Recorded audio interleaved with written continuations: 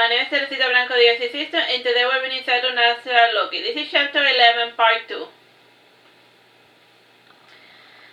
As they drew closer, Loki was able to see the large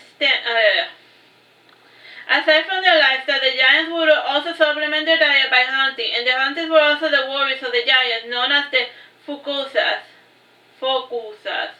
Whenever they would head out, they would take their owls or eagles, and the giants had a strange affinity with the birds, and the current leader was called Perilat. And he was a middle-aged giant, aged 437, and he was partnered with a peacock afflicted by Leocynism. This unpygmy peacock was not what one would consider a bird of prey, but it worked for Perilat, and his younger sister Kirsty had been Loki's adopted mother, and a bit cold and distant, she had taken care of Loki more out of duty than love. At least it seemed to Loki that way, and she had taken care of him with a mechanical behavior that Loki would not have expected of a being made of flesh and blood. And she bathed and dressed him, and she combed his hair into a single braid, and she fed him whatever she could hunt or gather from the woods.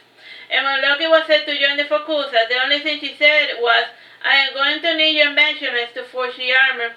And the day he donned the carefully crafted leather armor was the last time he had seen her. And now that he was returning home, and he was arriving at her funeral, he could not help but feel a bit angry for reasons he could not understand. And when the giants saw Loki, they said, "We were going to inform you sooner, but Perida." It's fine," said Loki.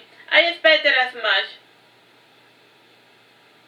You never did make it easy for other people to find you, Loki," said Perida, exiting the camp.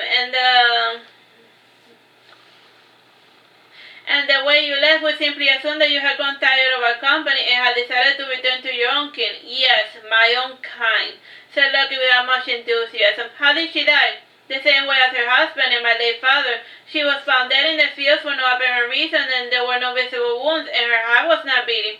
And we made efforts to revive her through medicine, and even the local hero tried his hand, but nothing helped, and so we prepared to cremate her," said Perida. During this proceeding, Alida and Ingrid put on somber faces, and Ingrid could not help but feel a bit happy at the funeral and also a bit guilty. The Gigantes was indeed a familiar face, though she could not remember where she had seen her, and from time to time an imperceptible grin would paint on her lips, and whenever this started occurring, Alida would stare daggers at her, and this would remind Ingrid to put on a somber face again. Like Ingrid was just happy to have been right about the outwarding, meaning that somebody had died.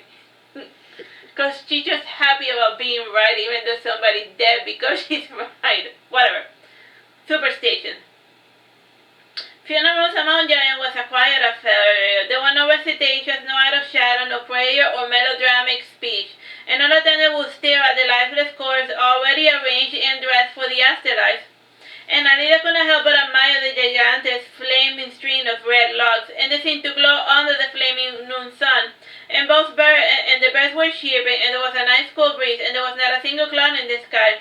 And with each passing breeze, the flowers in the fields would rustle, and normally humans would close their eyes, the eyes of the dearly departed, and not the giant. And Alida found unnerving the open and moving and blinking gaze of Curtis, who looked very much alive, even though she was already 5 days dead. Ingrid whispered to Alida, "What are they waiting for? For a worm to come out of her nose." Alida grimaced, and she bore her fangs at Ingrid in response to her insensitive remark, and slowly as the day drew on, more and more giants gathered around the body, and the last one to stand up and draw near was Loki, and once he moved to the pyre, Perilla used one of the nearby dry woods and made a fire, which eventually consumed the body of Kirti. And when she burned, Loki pondered on the mysterious circumstances of her death, and it was simply not normal, though it was neither the first nor the last time he had heard of such bizarre deaths. And his kind would die in all sorts of circumstances when wandering about the palace of creation, and outside that place everything else had some semblance of sense, and when the smoke cleared, each giant was given a fragment of the ashes in a little pouch, and Loki accepted it and he placed it inside his hair, and the others strapped it to their belt with others mixed with the components of larger ever-growing pouch. Like they would just add it to the ashes of the newly dead to like their past dead ancestors. So they always had a pouch with like everyone who died throughout generations of the same family line. For the same reason as Ingrid asked Loki whether the giants carry their dead in their presence. For the same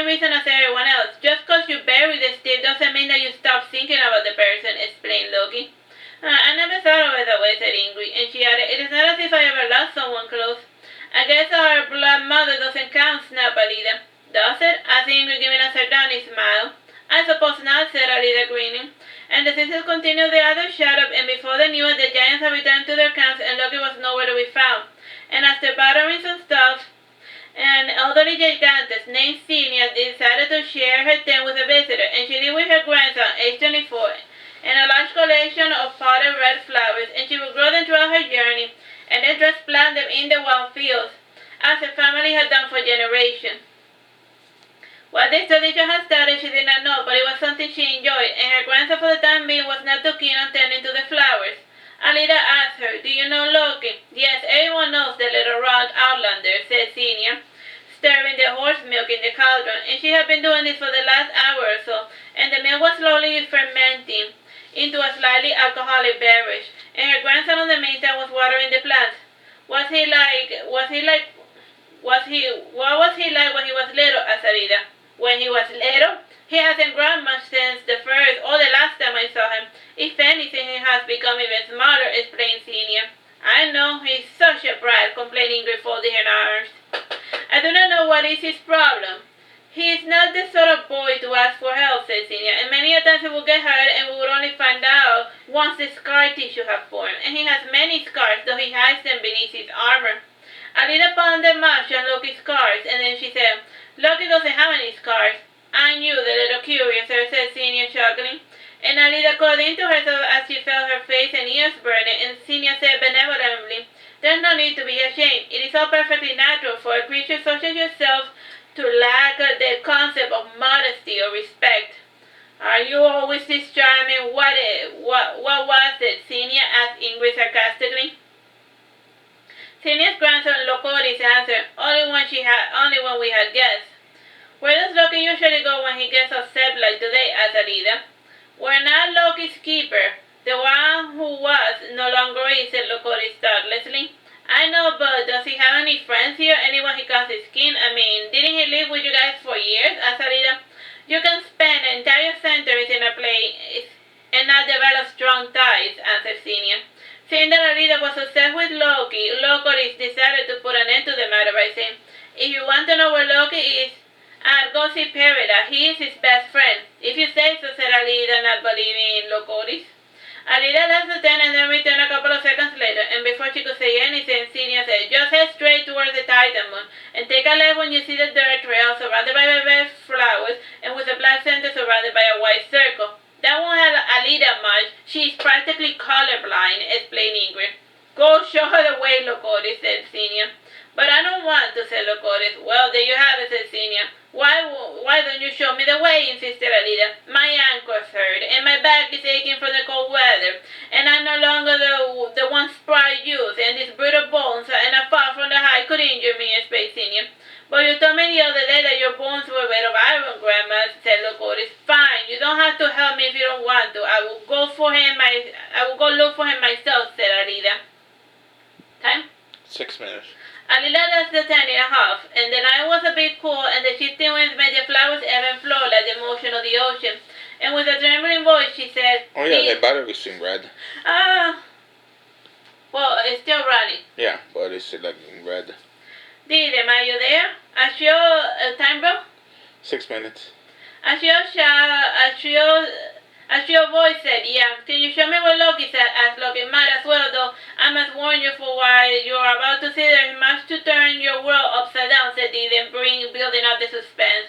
It was then that Alida finally saw Didem, and surrounded by a translucent circle of field light, Alida was able to make out the figure of a small child in a fetus position.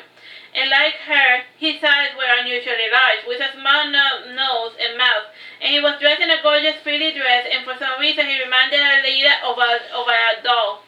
And Didem flew ahead to the fields till they reached the outskirts of the forest, and at its mouth were a moss-covered ruins that barely rose 3 feet above the ground, and as she drew closer she saw that what seemed like a large post, and was actually the silhouette of Perida, who was clad in furs. And there was a strange whispering and the sound of dirt being displaced by a shovel. And she started to hear a faint chant as she drew closer, and the words became clearer, and they were coming from Loki, who was chanting while he was digging. "When you come to the storms of pure marble, do not say water, water, for you speak only lies, and in this place there is no impurity, only pure marble stones. And as such there is no separation, one water and the other, and for there they belong to the same aspect, even though water is feminine and the other is masculine, both originate from the same source. And Alida was at a loss for words. It was Perla who voiced her question, noticing her presence. And that's supposed to mean? It means that there is no separation, only where there is spiritual impurity, explained Loki. And I was told many a times not to look through windows, and windows were private personal matters.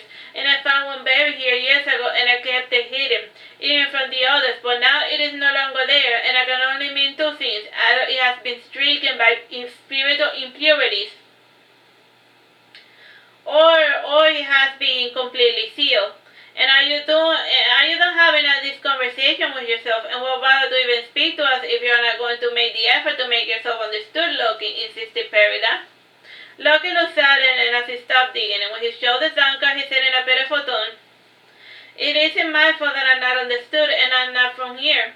One would think that 10 years or so would have been enough to learn how things work among civilized society, and I had less time to get acclimated, and I never had an issue making others understand me," said Alida. "Animals tend to be more honest than humanoids," commented Paradise caustically, and then he added, chuckling, "Humanoid. Interesting that even when referring to ourselves, we must be forced to use the puny humans as a scale. Well, you are speaking in human vernacular, are you not? If you speak a human talk, do not complain when all of the thirsts revolve around humans," said Loki, dusting himself and standing up. "Some things cannot be helped," said Perida sadly, as he struggled to remember a familiar word spoken by his grandpa. And the giants had no written tongue, and all of the stories were passed down from word of mouth, and over centuries contact with the humans had forced them to adopt what Loki called English. And slowly subsequent generations stopped bothering to learn more than one language, and at least the giant tribe that Loki belonged to had only spoken English. And a bit frightened by the loss of his cultural identity, Perida, as a day, was recording everything he remembered and heard. And his late sister Chrissy thought of him to be quite foolish indeed, to be worrying about such trivial things, and even as Loki spoke, he was making mental notes to add it to his book later. Time? 2 minutes 30 seconds. After this conversation, Loki left with Perla to make dinner and to take a bath, and when his sister and Perla felt the duty to look after Loki fell upon him. And giants always took familial ties pretty seriously, and families among giants didn't have traditional delineations, and people could refer to one another as brother or sister, even though they were not related.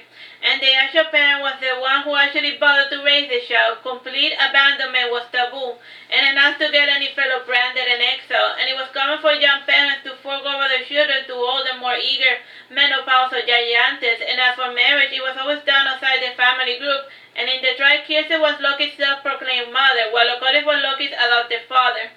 And Perilla was Loki's brother and best friend, while Senior was the aunt, etc. And with each new birth and adoption, everyone in the giant tribe developed some sort of familial tie with a new person that was added to the group. As with most practices, Perilla did not know how it started, and with his sister gone and the war over, Perilla was finding refuge in his writing. And at the moment he was writing the pros and cons of the family dynamics of his group, and from time to time he speak out whom Loki had named Adonis would perk at his heel, and the silly bird was bored and wanted to play, and to get the bird away from him, Perilla opened a nearby case, and he placed a mirror near the bird. And Adonis, drawn to his own reflection, started staring at himself as if in a trance. And close to midnight, Alida felt a bit pissed that Loki was not staying with them, and she left the tent and she went to visit Perilla. Frowning, Ingrid commented, "One would think that she would have gotten over him by now. People tend to be fussy like that when they find someone interesting," said Senior. "Oh, brother," said Locoris, and then added, "I'm going hunting. Bye, Grandma." Time? Oh, bye, and God bless.